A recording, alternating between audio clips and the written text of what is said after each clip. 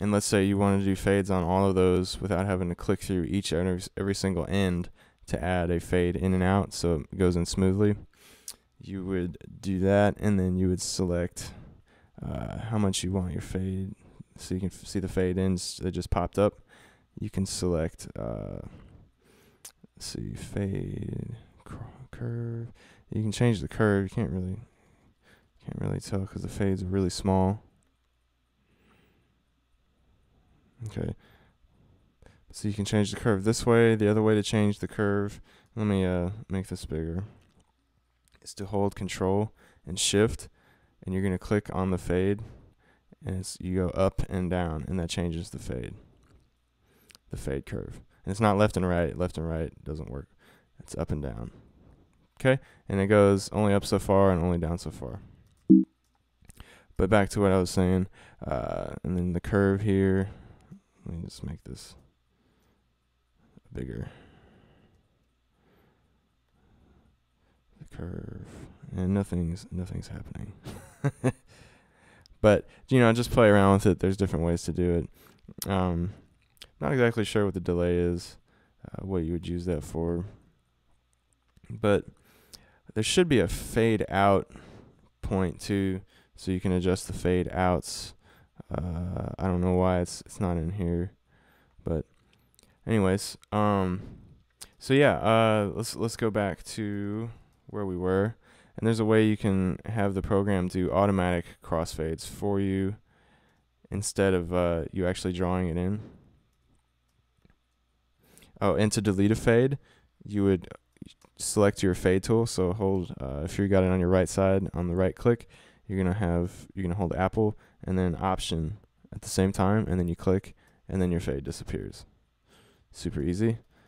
Okay, so let's say we had this over here like this, and we wanted, I'm gonna drag this out 2 more beats, and so I could make it to where if I drag it over, it automatically put a fade on there. So crossfade for your drag modes, drag this over, and we're going to be in the same place, but the beginning is right here.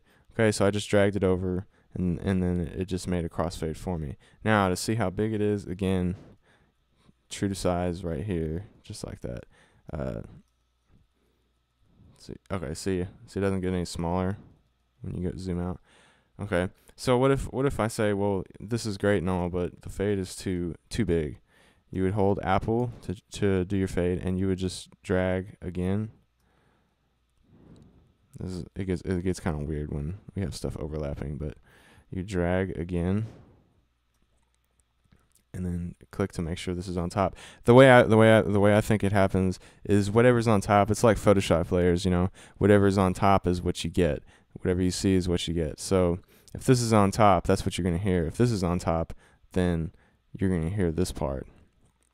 I'm not exactly sure why it does it like this. Well, let's take a listen though.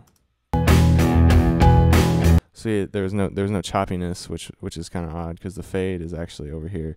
So maybe from what I'm seeing, it just shows you what's left in the region, and the fade actually happens here, even though you see it like this. But anyways, so those are the different ways to do fades. You can use your fade tool. You can do the drag modes, and then you can use the inspector to change your fades right here. So that's pretty much it. Just play around with it. That's just a general idea. But anyways, if you feel like this video has helped you out in any way, I would appreciate it if you would just make a small donation. There's a link on the right, which you'll see in the YouTube. It's a PayPal thing, but it would just help out. If any contribution would just really help out. It'd be super awesome. If not, that's totally cool. Website's coming out soon. If anybody has any questions, again, we're all new to this. No matter how long you've been doing it, there's a saying in Zen that I always keep in mind, and that is that you always practice the way of the empty hand, or the empty cup. So keep your cups empty so that you have room to learn new things. Kind of a Zen saying. very cool. So don't be afraid to ask any questions, no matter how easy it is. And we'll see you next time. So thanks for watching.